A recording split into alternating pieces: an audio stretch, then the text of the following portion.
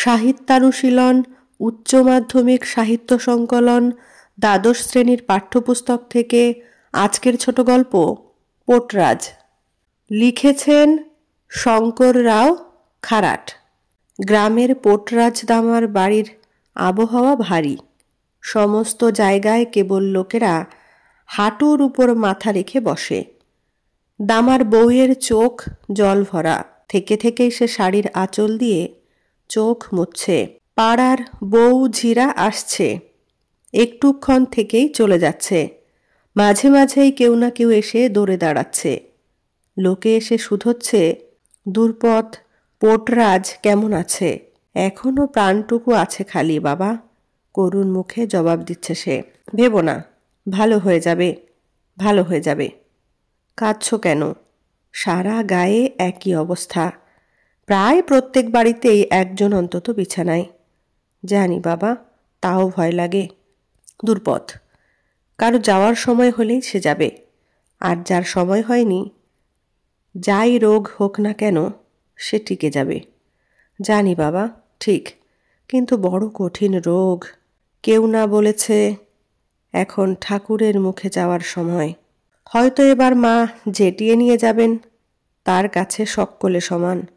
ঠিক এই সময়ে বাড়ির সামনের নিম গাছে একটা কাক চেঁচিয়ে ওঠে।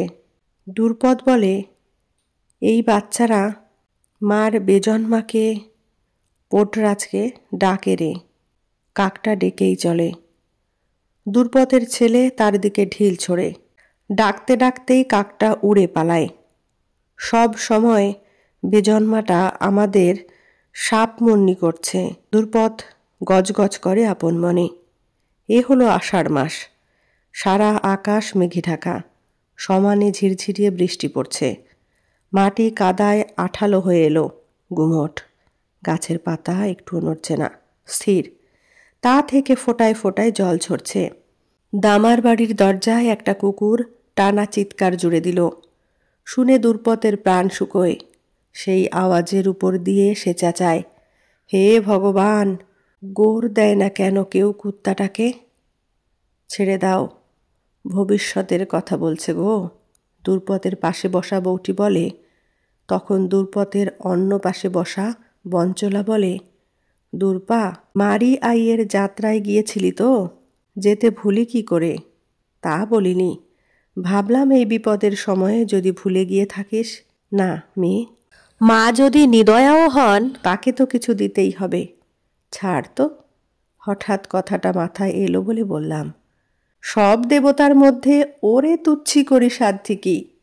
ওরে কেউ হেলা করেছে কি টেরটি পেয়েছে? ক্রোধ তেনার বর্ণনার বাইরে। ওরে তুষ্ট রেখে ভালো করেছিস, এবার সে ভালো হয়ে যাবে। মেয়েটি দুর্পদের মুখে তাকিয়ে যোগ করে, এই দেখো, কাঁদিস কেন? কাঁদলে অমঙ্গল হয়। দুর্পা, তোর স্বামীর কিছু হবে না রে, মা ওকে দেখবেন। সে তো বটেই, ওর বাপ মা মায়ের কাছে মানত করেছিল ওকে, সেজন্যেই তো ও পোটরাজ। বঞ্চলা বাই বলে, তাহলে? এই তো বুঝেছ, দামা হলো গিয়ে মায়ের পোটরাজ, তার ভক্ত। নিত্যি তার পুজো করে। মা কি তার ভক্তকে ভালোবাসেন না? তার রোষে সে পড়ে কি করে? ব্যাপারটা কি? উনি কি দেখতে পান না এ ঘরে ছোট ছেলেপিলেরা রয়েছে? দুর্পা বলতে শুরু করে। এসব কথাই মনে জেগেছে গো। হে মা, তোমার রোষে পড়লাম কেন? এ বাড়িতে ঢোকাইস্তক মঙ্গলবারে শুক্রবারে তোমার নামে উপোস করেছি। হে মা, বছর বছর তোমার যাত্রা করি, তোমায় দুধে দইয়ে চান করাই, সবুজ শাড়ি পরাই, কপালে হলুদ কুমকুম দিই, তোমার সুমুখে ভোগ দিই, নারকেল দিই। প্রতি আষাঢ়ে অমাবস্যায় তোমার সামনে স্নানের পর ভেজা শাড়িতে গড়ান দিই। বছর বছর যেমন পারি তোমায় দিই। ছাগল দিতে না পারলে কুকুরও দিই। তোমার রোষে রক্তের ছড়া দিই। মা, এ বাড়িতে যেদিন থেকে বউ হয়ে এসেছি তোমার সামনে পিদিম দিয়েছি। কখনো তোমায় আধারে রেখেছি বলো মা? তোমারে এত ভক্তি করি, তবু আমার কপালে এমন কেন মা? মা, তোমারে লীলে বুঝি না। দুর্পথ বলেই চলে, তার গলায় আরতি। শেষে মারি আইয়ের মন্দিরের দিকে মুখ করে হাত জোড় করে সে প্রার্থনা করে, দেবী, আমি কি কোনো ভুল করেছি? কি ভুল করেছি? ভুল করে থাকলে শাস্তি দাও, কিন্তু আমার স্বামীকে বাঁচাও। তার হাগা বমি বন্ধ করে তাকে ভালো করো মা। আবহাওয়া থমথমে, গায়ের সর্বত্র কান্না আর চিৎকারের আওয়াজ। আর দুর্পথের বাড়ির বাইরের নিম গাছে বসে একটা কাক ডাকছে। শুনে তার হাত পা স্থির। রাতে একটা ফেউ বাড়ির চারদিকে চক্কর দিতে দিতে তীক্ষ্ণ চিৎকারে অন্ধকারকে চেরে, আর দুর্পথের বুকের ধুকধুকি পলকের জন্য থমকায়। তারপর নতুন দিন হয়। আকাশে মেঘ ঘন করে আসে, চারদিক অন্ধকার, খা খা লাগে। সমানে বৃষ্টি পড়ছে, সূর্য উঁচু হয়ে যায়, কিন্তু মেঘের জন্য চোখে পড়ে না। এমন সময় গায়ের মোড়ল আর তার চেলা দুয়ারে আসে, চেঁচিয়ে বলে, দামা, বাড়ি আছো নাকি দামা? পোটরাজের বাড়ির ভিতর থেকে কোনো জবাব আসে না, এমনকি ফিসফিসানিও না। তাতে মোড়ল গলা চড়ায়, ওহে দামা, পোটরাজ বাড়ি আছে? শেষ পর্যন্ত কেউ একজন উকি মারে এবং লোক চারজনকে দেখে বলে, গ্রাম মণ্ডলের লোকেরা এছে গো। বঞ্চলাবাই বলে, সে তো সত্যি, পোটরাজ কেমন আছে? দেখতে লোকে তো আসবেই। 3 দিন হয়ে গেল পোটরাজ রোদে বেরোয় না। তাছাড়া প্রায় সব বাড়িতেই একজন করে বিছানায়। কে যে কাকে বলে, কে কি বলবে, কেই জানে না আজ তার কপালে কি ঘটবে। তা ঠিক, তাও সবাই অন্যকে জিজ্ঞেস করে। ভুলো না, দামা গায়ের পোটরাজ। আর এখন যখন মা খেল শুরু করেছেন, যেই তার সামনে পড়বে সেই তার কোপে পড়বে। তাই এই দৌড়ে লোককে আসতে হবেই। মেয়েরা যখন কথা বলছিল, দুর্পথ দরজার কাছে গেল। বাইরে আসতে আসতে আঁচল দিয়ে চোখ মুছল দুর্পথ। মোড়লের সামনে দাঁড়িয়ে মাথা ঝুঁকিয়ে বলল, পেন্নাম হই। তার অবস্থা দেখে মোড়ল শুধলে, দামা কোথায় এ কদিন? ঘরে, বিছানায়। বিছানায় কেন? মায়ের দয়া। বলতে গিয়ে সে কেঁদে ফেলে, মুখ ঢাকে সে। বলো কি, মা নিজের ভক্তকেই হেনেছেন? মোড়ল অবাক হয়। আরেকজন বলে, নয় কেন, মানুষ তো সে। তা ঠিক, কিন্তু তার সকাল সাজ মায়ের ছায়ায় বসবাস। কিন্তু দেবীর চক্কর যখন শুরু হয়েছে, কে যে কোপে পড়বে আর কে পড়বে না তার ঠিক নেই। তা ঠিক, মোড়ল বলে। তারপর দুর্পথের দিকে ঘুরে তাকায়। দুর্পথ, আমাদের আরেকবার যাত্রা করতেই হবে। হ্যাঁ, করতেই হবে। মাকে খুশি করতেই হবে। কান্নার ফাঁকে ফাঁকে বলে দুর্পথ। কিন্তু আমাদের সেবাইতকে না হলে যাত্রা করা যাবে কি করে? ঠিক, কিন্তু মরদটা আমার পড়ে আছে যে। দুর্পথ, মাকে গায়ের সীমানায় নিয়ে যেতে হবেই। ঠিক, না হলে মার চক্কর গায়ের উপর থেকে কাটবে না। আরেকজন যোগ করে, তাই দেবীকে মিছিল করে গায়ের সীমানার বাইরে রেখে আসতে হবে তো। জানি, কিন্তু পোটরাজ যে বিছানায় পড়ে আছে, কি করে করবে? মোড়ল এই কথা বলতে দুর্পথ বললে, যদি শুধু পোটরাজ বিছানায় পড়ে থাকে, সারা গা যাত্রায় যাবে না কেন? তা কি করে হয়? সে হলো দেবীর পোটরাজ, তাকে ছাড়া যাত্রা হবে কি করে? তা অবশ্য ঠিক, কিন্তু সে তো উঠতেই পারছে না, নড়তেই পারছে না। দুর্পথ এই কথা বলতে গাঁও বুড়োরা নিজেদের মধ্যে সলায় লাগলো। হঠাৎ মোড়লের মাথায় একটা কথা খেলল, আরে, তোর বড় ছেলে তো বাড়িতেই আছে, আছে না? ওই হাই স্কুলে পড়ছে এখন যে ছেলেটা, হ্যাঁ আছে, ওর কথাই বলছি। হ্যাঁ, বাড়িতেই বসে আছে। তা ওর বাবার জায়গায় ও যদি যাত্রাটা করে তো ক্ষতি কি? অতটুকু বাচ্চা পারবে কি? ওকে কি এখনই পোটরাজ বলা যায়? পোটরাজ যদি নাও হয়, এখন ওকেই পোটরাজ বলে ধরতে হবে। ওর বাবা না থাকলে তোর বাড়িতে তো একজন পোটরাজ থাকতে হবেই। তা তো হবেই, কিন্তু শুধু বাকিতে কি পোটরাজ হয়? তার জন্য দরকার যাত্রা করা। তাছাড়া দেবীর কাছে কিছু একটা মানত করাও দরকার। করুক না ও, কি এসে যায়? তাছাড়া গায়ের জন্যে একজন পোটরাজ তো দরকারি। দুর্পতের বড় ছেলে আনন্দ সব কথাই শুনতে পেলে। সে যতই শোনে ততই ঘামে। বাকিটা জীবন দেবীকে পিঠে করে বয়ে বেড়াতে হবে ভাবতেই তার রাগ হতে থাকলো। নিঃশ্বাস ঘন হয়ে এলো, বুকের ওঠা পড়া দ্রুত হলো। ইতিমধ্যে মোড়লের সঙ্গে যারা এসেছিল তাদের মধ্যে একটা লোক সব জানতার মতো বলে উঠল, ও রাজি না হলে গোটা গাটাই মায়ের কোপে পড়বে। হতে পারে, কিন্তু একবার পোটরাজ হলে সারা জীবনই তো ওকে পোটরাজ থেকে যেতে হবে।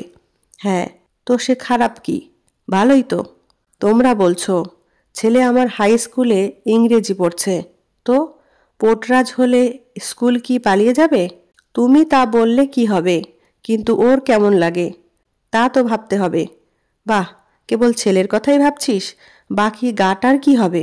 দুজনের কথাই ভাবতে হবে। হঠাৎ মোড়লের সঙ্গে যারা এসেছিল তাদের মধ্যে একজন একরোখা গোছের লোক কর্কশভাবে বলে উঠল, ছাড় তো, ওকে পোটরাজের পোশাক পরিয়ে পাঠাচ্ছিস কি না? হ্যাঁ। না। না, গায়ের ধারে মিছিলে নিয়ে যেতেই হবে।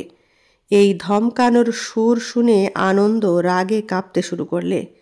লাফিয়ে উঠে সে হাত মুঠি করলে। রাগে তার চোখ ঠেলে বেরুচ্ছে। দুর্পদ ঠিক সেই সময়ে জবাব দিলে, এরম কথায় মায়ের রাগ কি পড়বে? মোড়ল দুর্পদকে বলে, কথা ঘোরাস না, কাজের কথা বল, ভবিষ্যতের কথা ভেবে বল হ্যাঁ কি না। ভয় দেখিয়ে গ্রামমণ্ডলের লোকেরা ফিরে গেল। দুর্পদ বোঝে না কি করবে। ঘরে গিয়ে কপাল চাপড়ে মেঝেতে পড়ে সে। দামা শূন্য দৃষ্টিতে বউয়ের দিকে তাকিয়ে থাকে। আর আনন্দ দৌড়ে বাড়ি থেকে বেরিয়ে যায়।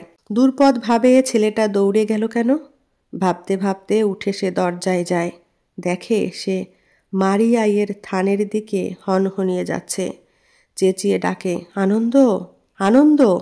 কিন্তু আনন্দ দ্রুত চলে যায়। সেদিন অনেক রাত্রে সে বাড়ি ফিরে আসে।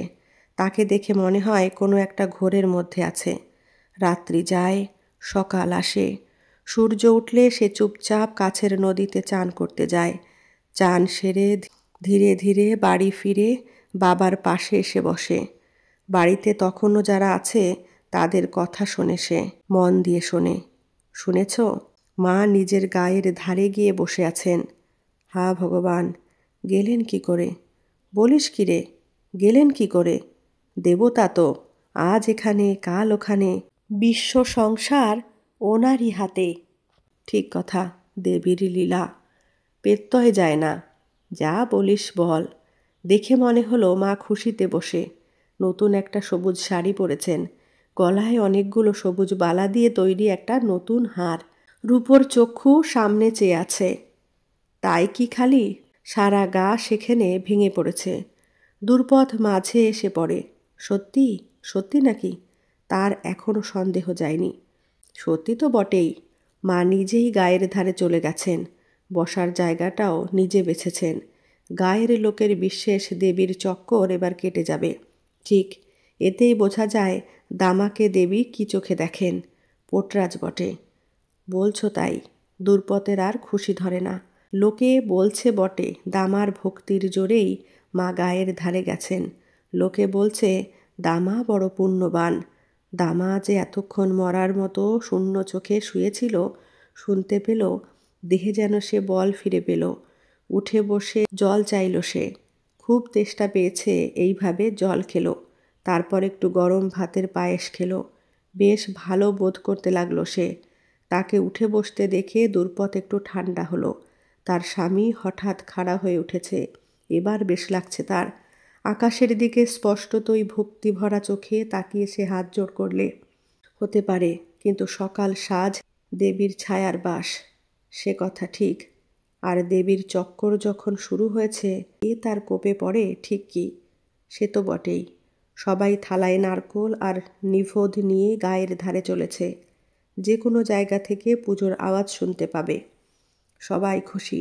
ইতিমধ্যে মিছিল দামা পোটরাজের বাড়ির সামনে পৌঁছয়।